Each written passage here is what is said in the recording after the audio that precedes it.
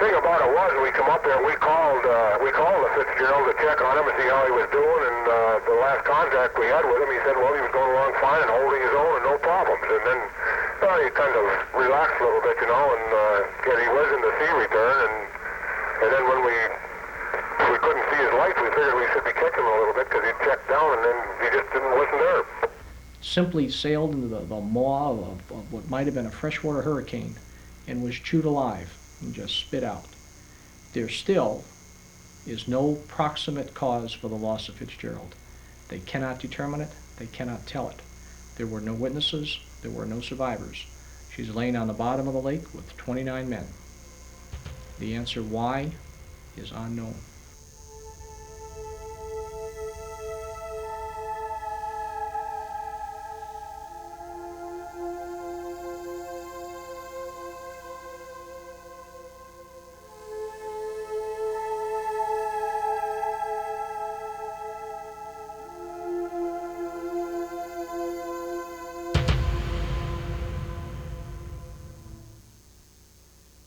For centuries, humankind has been intrigued and captivated by tales of maritime disaster.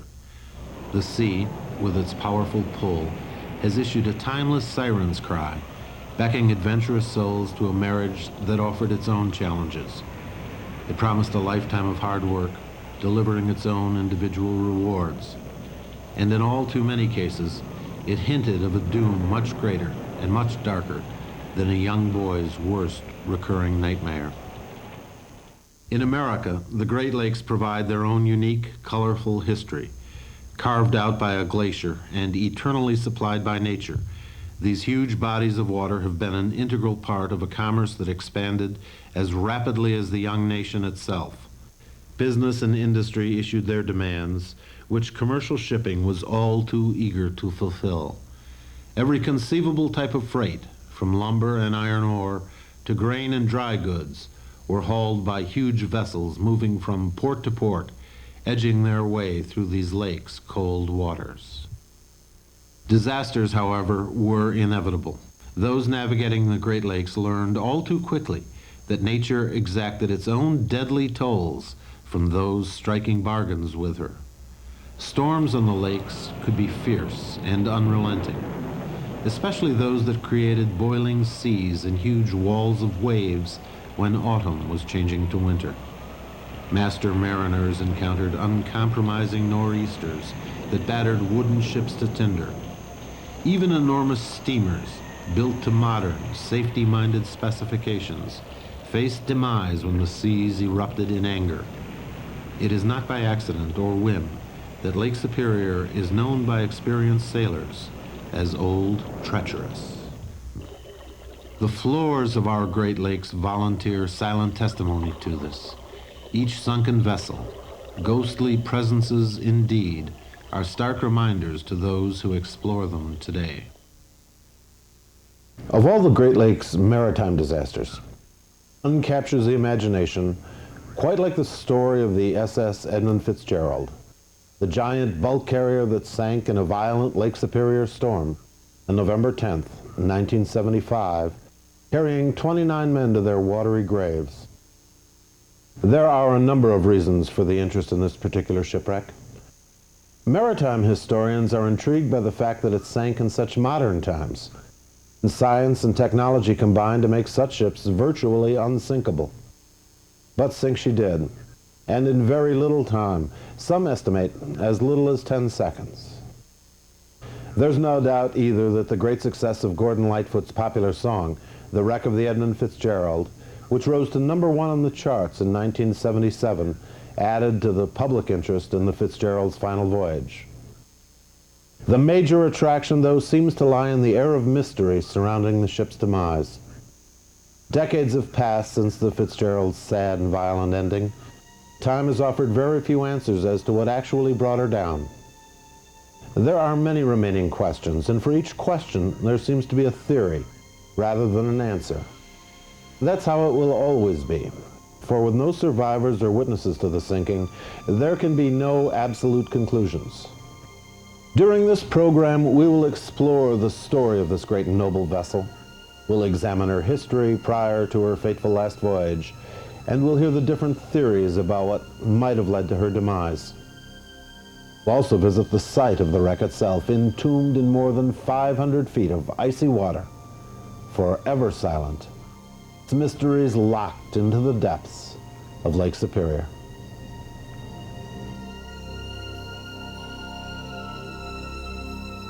Built in Michigan in 1958 by Great Lakes Engineering for the Northwestern Mutual Life Insurance Company, the SS Edmund Fitzgerald was truly a vessel for its time.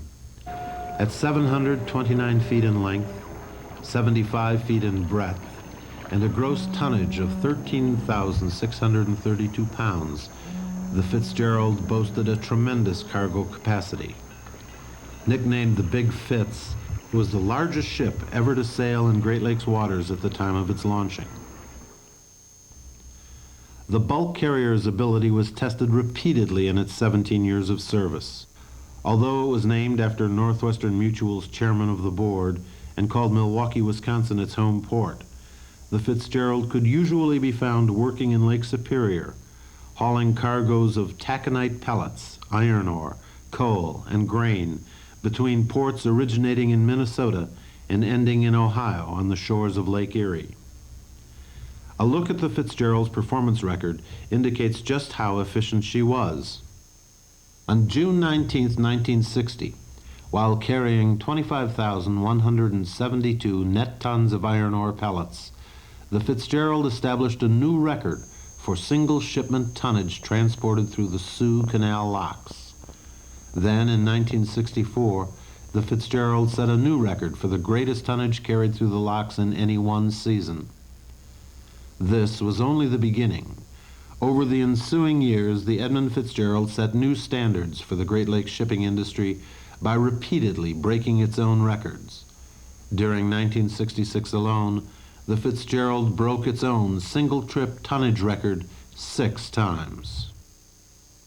Over the course of its 17-year history, the ship endured a number of scrapes, accidents, and close calls, but none serious enough to put her out of operation for any noteworthy period of time. In the fall of 1969, she experienced minor hull damage when she grounded near the Soo locks.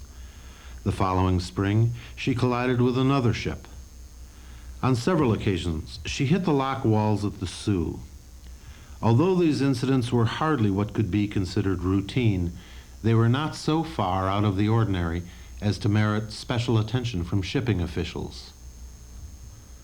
As fate would have it, the Fitzgerald received her last spar deck inspection on October 31st, 1975, a mere 10 days before the ship's final journey. At that time, inspectors found damage to 4 of the ship's 21 cargo hatches, but the damage was regarded as routine, and the Fitzgerald was permitted to close out its current shipping season on the condition that repairs be made prior to the opening of the new season the following spring. Whenever there is a shipwreck resulting in loss of human life, there are bound to be questions about safety measures taken to prohibit such loss. Over the years, Great Lakes storms have necessitated the change in a number of safety standards, especially in terms of ship-to-shore and ship-to-ship communication. The Fitzgerald was well equipped to handle anything the Great Lakes had to offer, or so it seemed. It conformed to the Coast Guard's safety regulations and appeared to be prepared to confront even the worst-case scenario. Ironically, some of these safety features only added to the mystery surrounding the sinking of the Edmund Fitzgerald.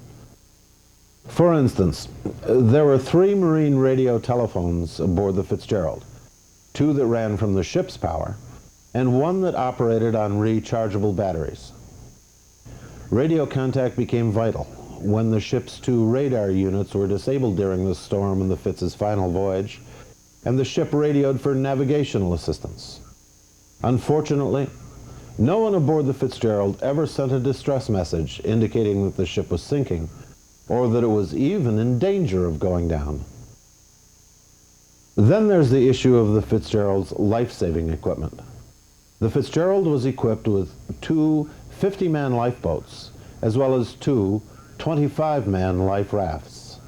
more than adequate for handling the ship's officers and crew. In the search for the Fitzgerald, both lifeboats were recovered, both badly damaged. In its report on the sinking of the Edmund Fitzgerald, the Coast Guard concluded that, quote, "There was no evidence that the crew of the Fitzgerald made any attempt to use any life-saving equipment, or that life-saving equipment or its performance contributed in any way to this casualty." What this, along with a lack of radio contact, suggests is twofold.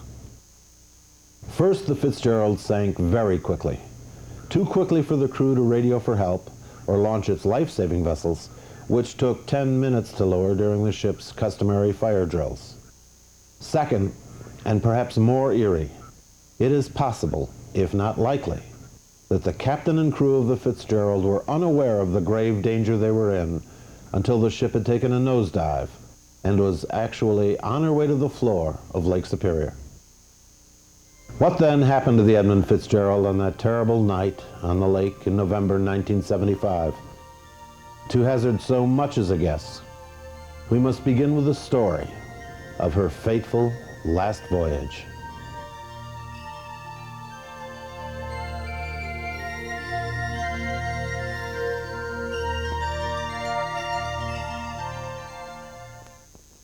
And Captain Ernest M. McSorley prepared the Edmund Fitzgerald for departure from Superior, Wisconsin on Sunday, November 9th, 1975. He had no reason to believe that he would be involved in anything other than a routine run. The Fitzgerald, loaded with 26,116 tons of taconite pellets, was scheduled to move across Lake Superior with a final destination of Detroit, Michigan.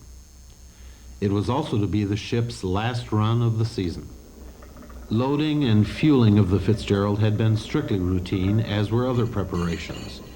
And while Captain McSorley was aware that a storm was heading his way, he had no reason to be alarmed or to delay his scheduled departure. With 44 years' time on the Great Lakes, McSorley could boast a wealth of experiences. He had been working on ships since he was 18 years old, and at age 19, he had become the youngest master on the lakes. He had seen a lake storm in his day. When the Fitzgerald left the Superior dock on the afternoon of November 9th, the National Weather Service was calling the storm a typical November storm, and the early hours of the Fitzgerald's journey passed uneventfully.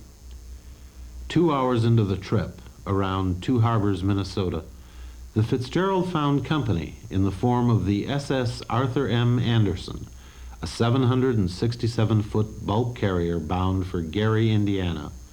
Like the Fitzgerald, the Anderson was carrying taconite pellets.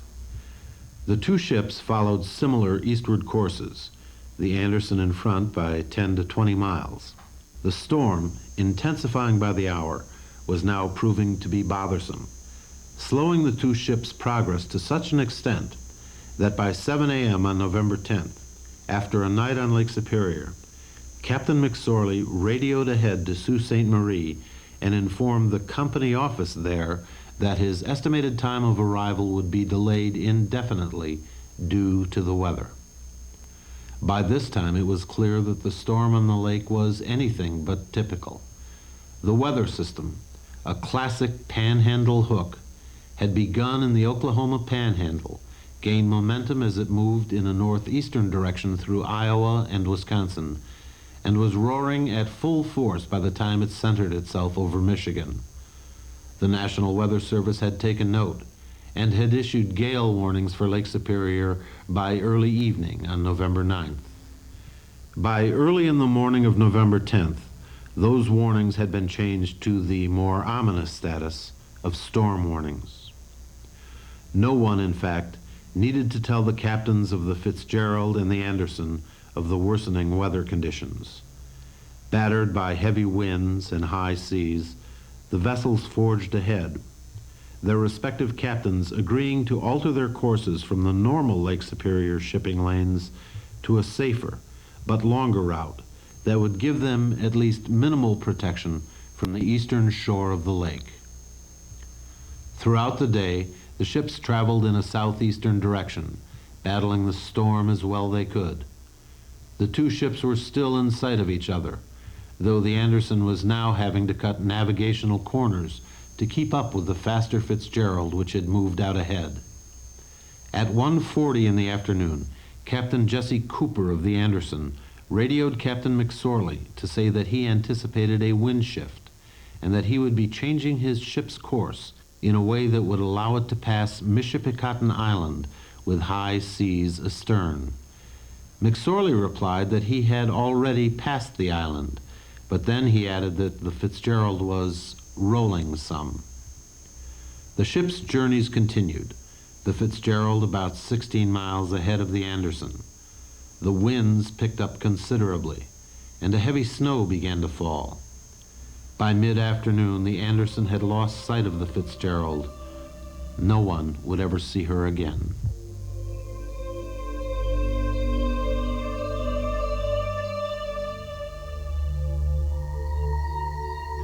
The two ships remained in contact by radio, and the Anderson was able to keep track of the Fitzgerald by radar.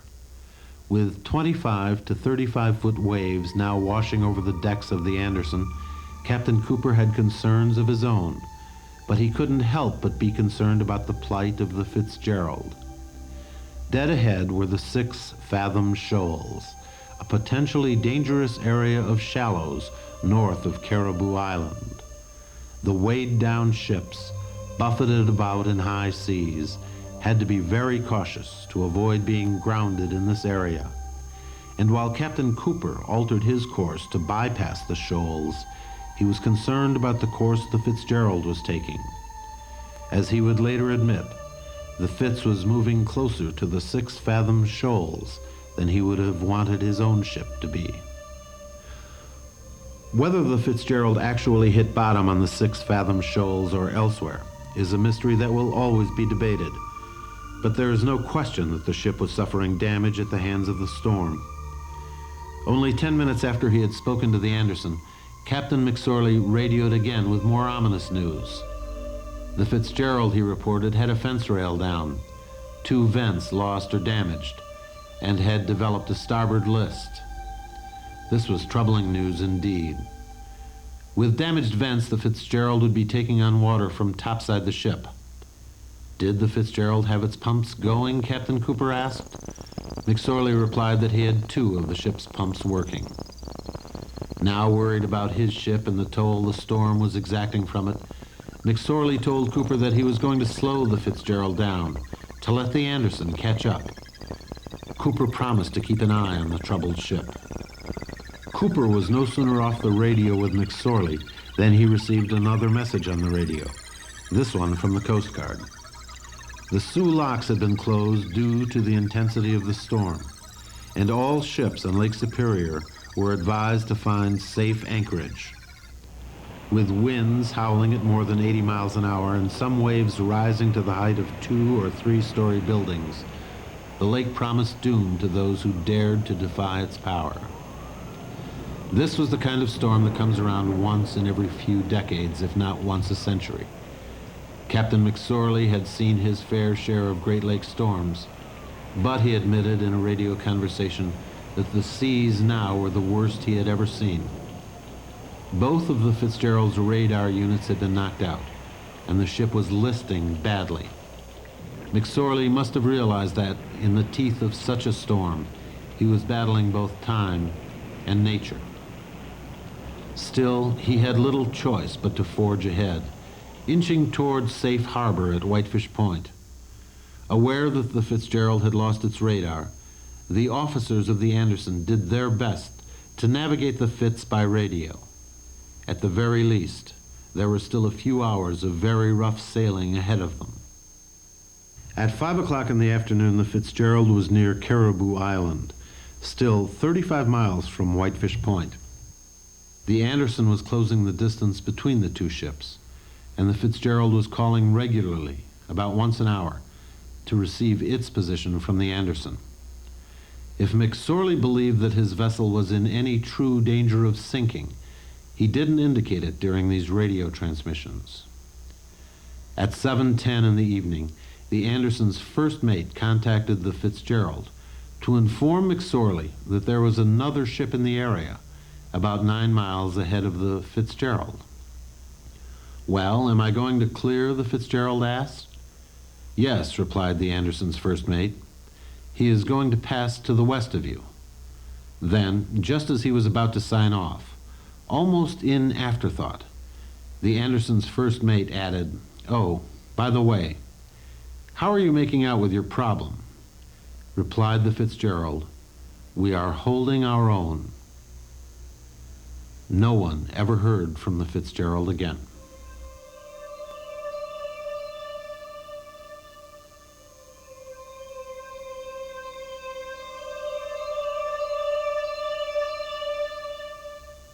No one will ever know for certain what happened to the Edmund Fitzgerald after that final radio transmission. 1 minute, she was on the Anderson's radar, supposedly holding her own in her terrible battle against the forces of nature. The next minute, she was nowhere to be found. The snowstorm on the lake had stopped, but no one could see the Fitzgerald's lights. Where, then, was the Fitzgerald? It was a question that Captain Cooper wanted almost desperately to answer. Ships the size of the Fitzgerald didn't just disappear from radar. There had to be an answer. And Cooper prayed it wasn't the one he feared. He tried several times, unsuccessfully, to contact the Fitzgerald, hoping against hope that her lights couldn't be seen because she had suffered a power blackout. When he failed to make contact, he called other ships in the area to make certain that his radio was working properly and to see if other ships could spot the Fitzgerald on their radar. He learned that his radio was working fine, and no, the Fitzgerald was not on another ship's radar. Cooper called the Coast Guard, which was not especially concerned. Ships, by tradition, would disappear in storms, only to reappear at a later time. The Fitzgerald had probably found shelter somewhere and was waiting out the storm. The Anderson skipper was not so certain. He had been on the lake with the Fitzgerald the whole time, and he knew of the Fitzgerald's problems. Something must have happened, even if he hadn't received a distress signal of any sort. "I am very concerned with the welfare of the steamer Edmund Fitzgerald," Cooper told the Coast Guard in a radio conversation just 10 minutes after his first. "He was right in front of us, expecting a little difficulty. He was taking on a small amount of water, and most of the upbound ships have passed him. I can see no lights as before, and I don't have him on radar. I just hope he didn't take a nosedive."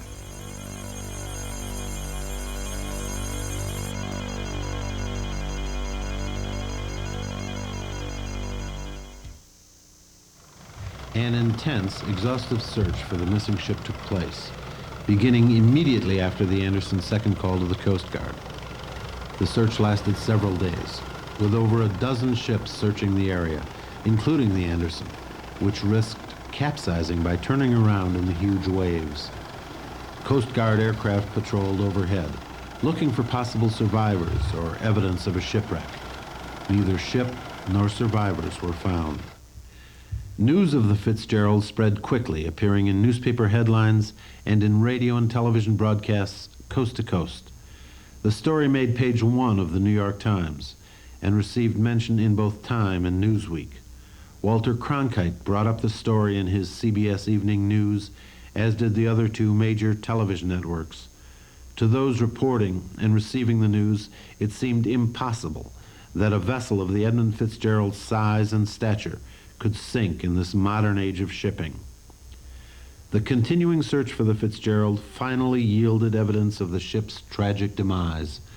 Its 2 large lifeboats were found, terribly gnarled and damaged, one looking as if it had been bitten in half by the teeth of the angry lake itself. The other inflatable life rafts were located, though none showed any sign of being launched by the Fitzgerald's crew. Also discovered were some lifeboat oars, life preservers, a boat cover, a sounding board, a wooden fender, a searchlight, and other scraps of flotsam. There was, however, no sign of the ship itself. finding any survivors or the Fitzgerald, if she was still afloat, would be to ask the Anderson or any other vessels that were in the area, such as the William Clay Ford, which had anchored off of Whitefish Point, to turn around and go back out into that area to see if they could see any survivors. When I asked the Anderson, Captain Bernie Cooper was a little bit shocked. He says, "Do you know what you're asking me to do?" And I said, well, yes, I do, because I was in a storm like that myself about 9 years ago on a Coast Guard vessel when the Daniel J. Morrell had sunk in Lake Huron, and I know what it is to be in 20 and 30-foot waves and to have 40 or 50 knots of wind blowing, and it was difficult to turn a vessel around in that kind of a sea. I had to tell him that I couldn't order him to do that, but I would ask him to do it because he was the only salvation that could possibly save any crew members off of the Fitzgerald at that point in time, the only probable salvation that they had, unless some helicopter could spot some people in the water and pick them out, which wouldn't be an easy thing to do either. But we did have helicopters en route to the scene and other Coast Guard fixed-wing aircraft. So anyway, the Anderson agreed that he would turn his vessel around, and I told him he had to make the final decision as to hazarding his vessel, and I was a little reluctant to ask him to do it because somebody might fault me for making that decision or even requesting that decision if something would have happened to the Anderson in those heavy seas out there. But I knew that he was a very capable mariner, and he would evaluate the situation and do the best he could, and if he couldn't do it, he would turn around and come back into Whitefish Bay. He did search through the area for the whole following day, and he and the other vessels did find some debris from the Fitzgerald. We had about 8 or 10 ships anchored in the bay. We were talking, to Anderson says, well, he might go back out there, and so I'm thinking, well, if my son was on that ship, which I knew a lot of people on that ship, if my son was on that ship, I sure want some of my friends to come out and look for my son. So I asked the rest of the guys, you want to go out there? You think we should go out there? And every one of them says, well, whatever I wanted to do, they would do. So I says, well, get her underway. We'll get the engine ready, we'll go out and we'll take a look. And it was the captain's decision that he decided that we would go look for this boat in the storm at our own risk of our lives to go rescue another vessel that was out. And the seas were very heavy, 30 to 40-foot seas. The wind was blowing 70, gusting up to 75 and 80. And it was very serious and dangerous conditions in which the captain left our safe port to go look for another vessel, which says something for this Captain Erickson. And all the men approved of going out there and looking for this vessel because we know that it could possibly happen to us someday, and we would like to have someone looking for us. Anyhow, I couldn't believe that a ship the size of the Fitz would sink, disappear like that, so I called Cleveland because I thought my officer of the deck was messing with me. So I called Cleveland, they said no, that was correct, that they really had. And so I ordered an immediate recall of the crew, and we were on 6-hour standby. In an hour and 17 minutes, we sailed out of Duluth. We've been down there, it took us about 30 or 23 hours and 10 minutes, I think it was, really, and we saw a light, flashing light. We hove over towards that, and it turned out to be probably the last life ring with a float light on it that had came off the Fitzgerald. We marked the position that we picked it up in, assuming that it would be relatively close to where the Fitz went down. The water in the area is very deep, far too deep for divers to explore safely. So much of the search for the Fitzgerald was conducted by using sonar equipment, or a magnetic anomaly detection unit. Both detected a large presence that proved to be the Fitzgerald. I was excited about going on there, you know, and she was kept up real well. All the departments, very clean vessel, operated real well. If you was to ask any sailor if they would name 1 or 2 ships that they would rather ride on in a storm, the Fitzgerald's name would always come up because she was well made, you know, and she was a big ship and was noted for riding good seas and all aspects of a storm, you know. And the woman I worked for had called me and said, what ship was Tom on? And I said, the Fitzgerald. She said, did you hear the news? And I said, no. And she said, well, don't leave your house. She said, somebody will come and be with you. I never heard from the people that owned Fitzgerald till, and was it the next time I called and they wouldn't give me any information at all even. After we listened to the testimony, we decided that we just had to take a look at the wreck of the Edmund Fitzgerald. The board looked at 4 alternatives. One was to drop a camera over the side, fly it by the vessel, and hope that you got something useful. That was not of great potential value. The second possibility was to put divers down. Now the vessel sunk in 530 feet of water, which meant the dive would be a saturated dive, something out of a habitat. The diver would have about an hour at the outside, time on the bottom, before he had to get back into habitat and rest because of the high pressures. If the diver got hung up on the debris or wreckage, you pretty much rode him off. There wasn't much you could do. We didn't feel that we would gain much from the divers because you can't find too many divers that are knowledgeable naval architects and so on. You still have to communicate with them. We also looked at putting down a manned submersible. The manned submersible would have 1 operator and 1 observer, and we could put an observer down that had a lot of ship knowledge. We discounted that primarily because it too bore a great deal of risk that the vessel would become entangled in the wreckage. We really didn't know what the wreckage looked like at that time. We knew it was strewn about the landscape on the bottom. So the 4th alternative was to send down an unmanned submersible, and that's what we chose. And it was a vehicle called the Curve 3. It was owned by the Navy. It was developed primarily to retrieve acoustic torpedoes that didn't surface after practice runs because the torpedoes were very expensive. The Curve 3 and their crew were the same vehicle and crew that had recovered the H-bomb that was lost off the coast of Spain some years before that. And they had retrieved a submersible that got hung up in the bottom of the North Sea. So they were a very experienced crew, very knowledgeable and competent crew. We asked the Weather Bureau to give us a time when we could have a window of about 10 days of good weather. Now you have to remember, we're talking in January of 1976 by this time. And we're asking for good weather, and you don't get much good weather up on Lake Superior that time. They gave us time in May of '76. The Edmund Fitzgerald came to rest in 530 feet of water, about 17 miles northwest of Whitefish Point, the wreckage offering a stark indication of the horrors of its final voyage. The ship was torn into 2 pieces, most likely from the tremendous force with which it struck the bottom of Lake Superior.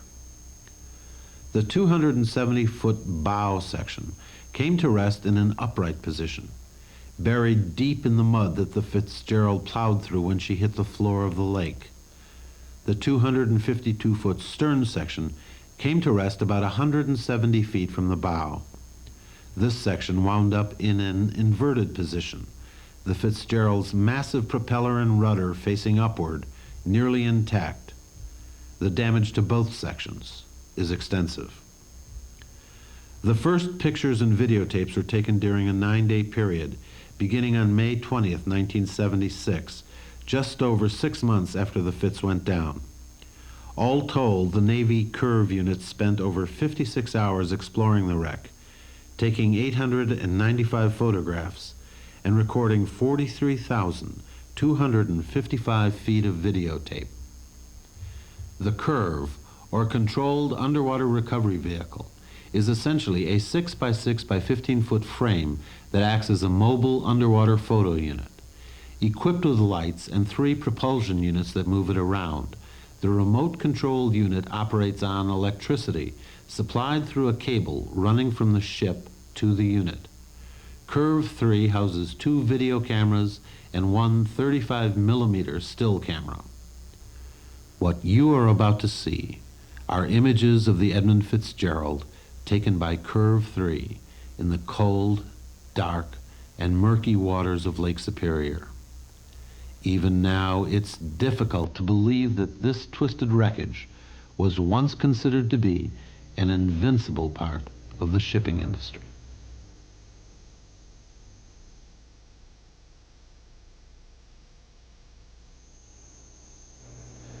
The Fitzgerald's pilot house, resting silent in the cold, dark depths of Lake Superior.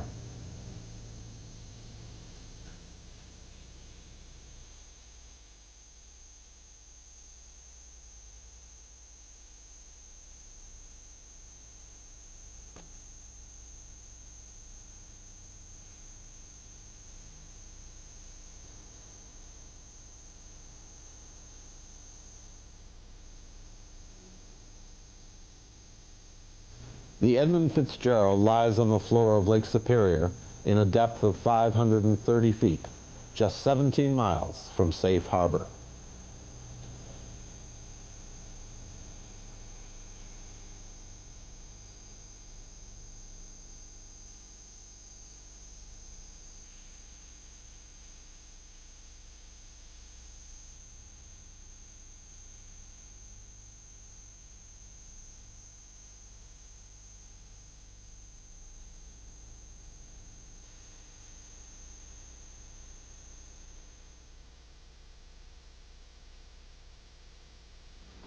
The Edmund Fitzgerald's stern lies upside down. The letters that spell out Edmund Fitzgerald.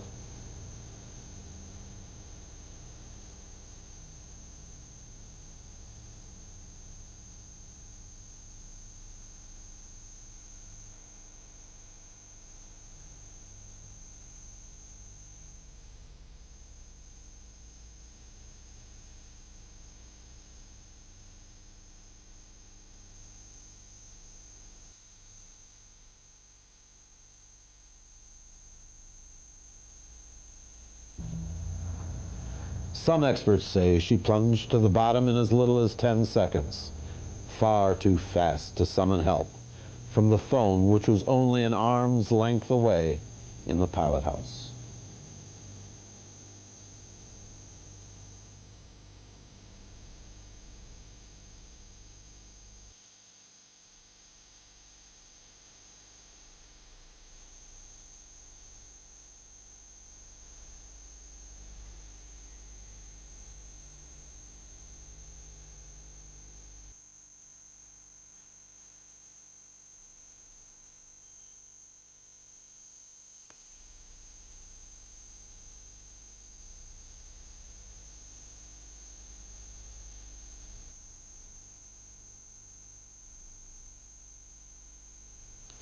Twisted plates of metal, resulting from the bow severing from the stern as she plunged below the lake's surface.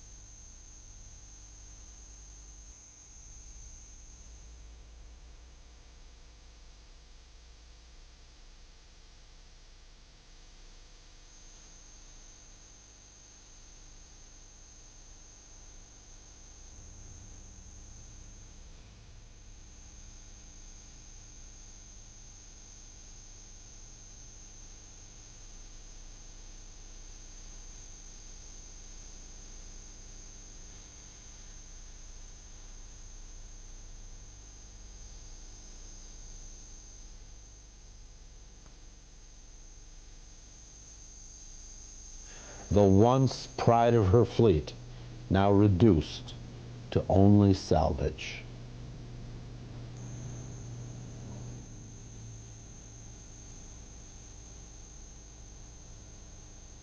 As the water smashed in the front windows of the pilot house, every crewman would have been pushed down the rear stairs leading to the ship's hold and the lower deck.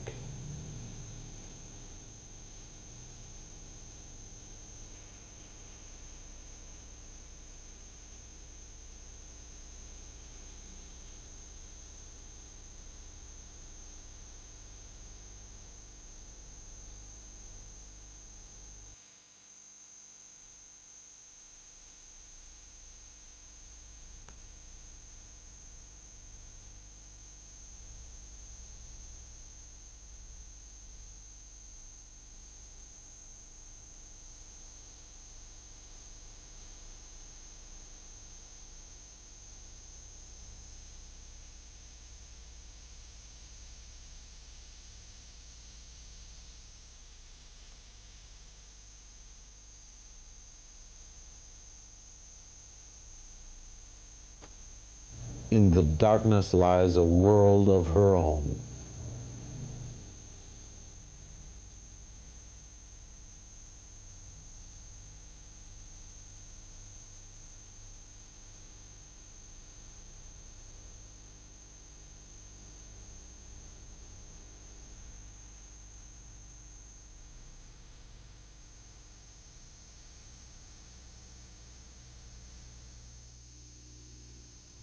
Sadly, all the underwater footage in the world cannot answer one basic question. Why did the Edmund Fitzgerald sink on that fateful November night? This is a question that has troubled and challenged maritime experts for decades. And when all is said and done, when all the evidence has been gathered and sifted through and debated, one is still left with only maddening theory and speculation. Generally speaking, there are four basic theories which in turn have spawned a number of variations. The first is the theory advanced by the United States Coast Guard, which conducted an exhaustive investigation shortly after the Fitzgerald went down. The board's final report concluded that the most probable cause of the loss of the Edmund Fitzgerald was water entering the cargo hold through defective hatch closures, causing the vessel to lose buoyancy and sink. The sinking was rapid because the vessel had no reserve buoyancy left, so when she came over the crest of a wave and the bow plunged in, the vessel continued on. This was borne out by the photographs that showed that the crew on the bridge had not even put on life jackets. The year following the issuance of the board's report, the Coast Guard started hose testing hatch covers. We found that 5 vessels had been made with a very thin hatch gasket. 3 of these we could not get tight no matter what they did, short of replacing the gasket with a heavier gasket. A 4th vessel was not sailing, so we don't know what the story was there. She never did sail again, a sister of the Fitzgerald. And the 5th vessel was the Edmund Fitzgerald, lying on the bottom of Lake Superior. The Lake Carriers Association, located in Cleveland, disputed the Coast Guard's conclusions in a study of its own. This report contends that the Fitzgerald suffered its fatal damage beneath the sea line, most likely as a result of the ship's bottoming out on the 6-fathom shoals and sustaining hull damage. Such damage could not be seen by present-day underwater surveys, since it would be buried in the mud that covers much of the Fitzgerald's broken bow section. In this scenario, the end result is the same, only the cause differs from the Coast Guard report. That she probably did touch on Caribou Shoal. She likely did damage her bottom. She was unaware of it. She continued downbound, heading for the Sioux, and because of the damage suffered and the continuing erosion of the vessel integrity, she simply, at 7:10 p.m. or shortly thereafter, dove for the bottom. I suspect that there would have been virtually no warning. I mean, my gosh, here's a mic cable in the pilot house to the emergency radio, literally an arm's length away from the crew or the captain or the master. And all he has to do is reach out and hit that mic button. He has instant communication with the Anderson, and it never happened. So I would suggest that the actual moment of loss was perhaps a minute. The time it took the vessel to sink, perhaps 5 minutes. But in that 5 minutes, there was no time to take any effective action of any kind to save life, limb, or the vessel. One interesting theory, advanced by Robert J. Hemming in his book, Gales of November, can support either the Coast Guard or the Lake Carriers Association theories. In this one, the Fitzgerald, listing badly as a result of water taken in, is overwhelmed by a massive wave that tips the bow, shifting the cargo weight to the front and causing the Fitzgerald to suddenly submarine to the bottom of the lake. Finally, there is the theory that the Fitzgerald suffered a stress fracture and broke into 2 pieces while it was still afloat. The Edmund Fitzgerald did a fatigue break on the surface of Lake Superior due to the fact she was overpowered and understructured. She broke midship, humpbacked, her bottom still connected, She did a power dive to the bottom. She struck the bottom of the lake and is embedded at 27 feet on her stem, or forward section. She did a body slam and broke apart. Her stern section did a couple passes at the forward section, doing much damage, and finally she squatted and went over the deck, dumping her taconite on the deck like a salt shaker with the cover off.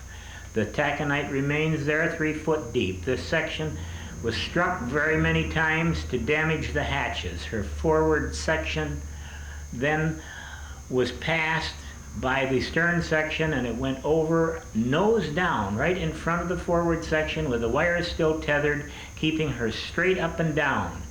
With the power still on, she finally quit and her boilers went off. She did a dance around the forward section, making the strikes, then going up and making several strikes like the clapper in a bell onto the pilot house. She then rested 180 feet away where she floated to because her wires are still tethered. Mr. Jacques Cousteau found this out on his first dive on her. She lays there now because of her buoyancy in the ballast tanks, letting her rest upside down. There is no question that tremendous pressure was placed on the ship's superstructure during the storm, and the idea of the ship breaking apart from the stress was given consideration by those conducting different investigations of the Fitzgerald sinking. There was, after all, precedent for this. In 1892, the Western Reserve, a steel carrier, had broken apart from stress and sank in Lake Superior. In more recent times, the Carl Bradley had split and sank in Lake Michigan in 1958, while the Daniel J. Morrell had a similar fate on Lake Huron in 1966. The second possibility was that the vessel broke up on the surface and sank. We didn't give a lot of weight to that only because the sections were all found together. On the Daniel J. Morrell, which had broken on the surface, the vessels were found 4 miles apart, the pieces. And this one, they were found within 2,000 yards, 2,000 feet. So the pieces went down together. Now, it could have cracked on the surface, taken water, and gone down. It's obviously in more than one piece on the bottom, but that's from crash damage. That's from plunging into the bottom. Because the calculation showed that the vessel was probably doing about 30 miles an hour when it struck the bottom of the lake. And that would cause a lot of the damage, similar to what you see in an airplane crash. So we didn't give a high weight to that, but we couldn't say that it wasn't possible. It was a possibility that she broke on the surface. The concept of the Fitzgerald sinking, I support the theory that she did lose some enough positive buoyancy where that she took a nosedive like a submarine would, where that once you start diving, it's impossible for the ship to recover if you don't have enough buoyancy left. Even a submarine, when it dives, if it wasn't for the bow planes and their ability to blow ballast, they would also hit the bottom. So in this case, where the Fitzgerald, once she started down, there was really a point of no return. I personally think that she just slowly but surely filled up with water. And at one point in time, one of those 30-foot waves hit her just right and just rolled her right under. I don't think she hogged and sagged in half, because there were, there's the bow section a little bit, 6 hatches say, and the stern section in 6 hatches, and there's still 9 hatches missing. All that center section is just a rolled up mess. And there were huge waves, crashing, high winds.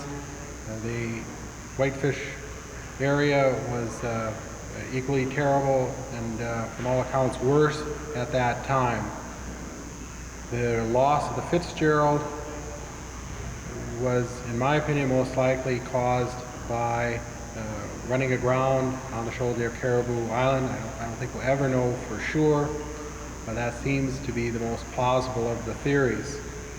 The hatch cover theories and others certainly have a certain level of credibility, but I think weighing all the evidence, the shoaling seems to be the most plausible of the theories. A massive ship of that size, the strength of the ship, lead credence to the idea that that would be a way that would provide sufficient damage to cause its loss.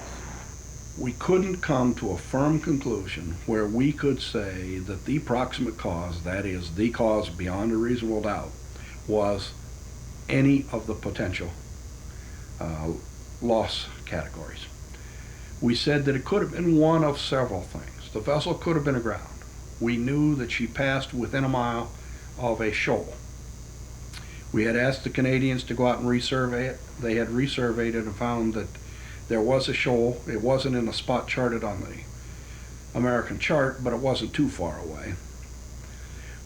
So we had to leave that as a possibility, that she went aground. We didn't give that a strong weight because the vessel was built without subdivision. When we did the computer analysis of the vessel, we found that if she tore her bottom out in the forward 2/3 of the vessel, and we know she didn't do it in the after third because we could see the bottom, if she tore it out in the forward 2/3 of the vessel and didn't rip into the double bottoms, that is, into the cargo hold itself, but only into the water tanks, she could make it to Whitefish. Now, the vessel would be pretty well have her decks awash, so it was an iffy thing, but she could make it to Whitefish. If she tore into her cargo hold, opened up the plate between the cargo hold and the water bottoms, the vessel would sink rapidly because it had no subdivision. But this didn't happen. The report was at 3:30 of her first difficulty, and by the nature of the report that she had a list, that her fence was down, indicated that the problem had occurred sometime previous to that. And then the vessel stayed afloat until 1900 or 7 p.m. It just didn't add up that that would happen if you tore into the inner bottoms. Right here would be a drain over here, and here would be a drain over here, like so, where they pumped out of the cargo hold, okay? That would be the ordinary thing on a lake vessel. With the Fitzgerald, what they did, they cheapened her up. They put one drain in the center. Now, he was telling us also that he was taking on a list. If the list were caused by water into the ballast tanks or the lower section, he could pump out either side because they were divided absolutely midship. He could have straightened her up, but with only one drain in the cargo hold, she could pile up water over here, and it could not be pumped out if she had a list. There were a number of things in doing the research that I discovered that surprised me greatly. Number one was the abysmal lack of search and rescue capability on the Great Lakes as possessed by the Coast Guard at that time and at this time. The situation still has not improved. That here we have a modern ore freighter, disappears with all hands, severe storm on the lakes, and the Coast Guard was basically ineffective in any capability of rescuing the crew.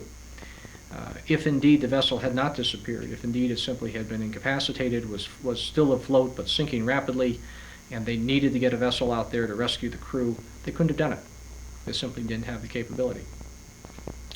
Yeah, and along with that, the fact that here we are in 1975 and we did not have an approved survival suit for use by commercial sailors.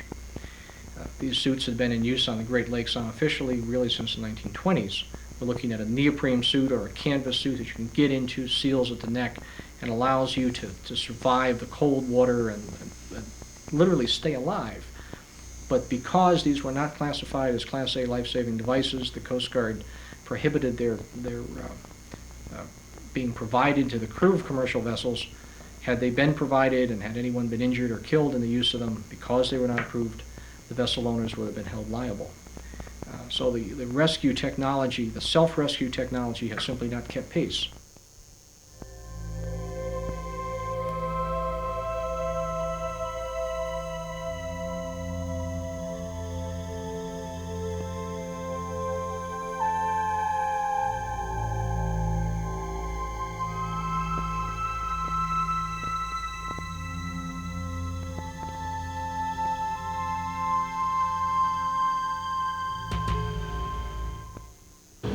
The Edmund Fitzgerald left behind no survivors, nor were there any eyewitnesses to her sinking.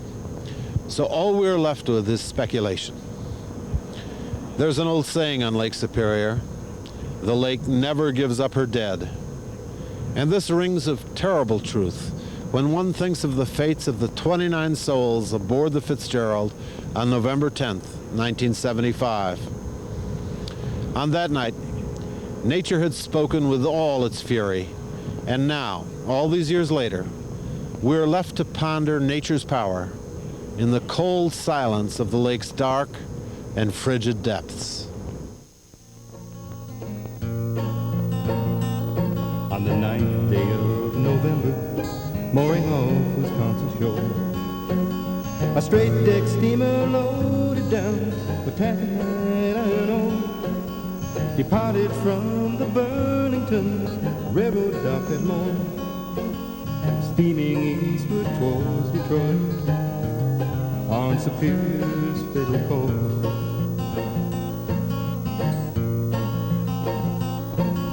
The savage Great Lakes northerner, unleashing all its force, was breaking seas across the deck when Fitzgerald halted course toward the lee of the Canadian shore. The master and his crew braved the deadly waters near the shores of Caribou.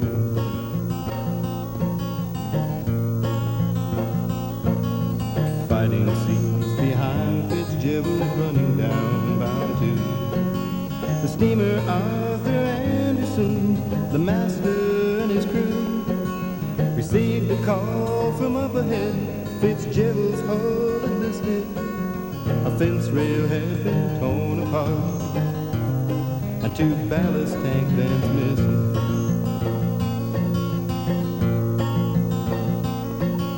The radar systems of Fitzgerald failed against the gale. The Anderson assisted as they steered a southeast trail. The seas were climbing higher as the icy northern blew the iron boats around the rocky shores of Caribou.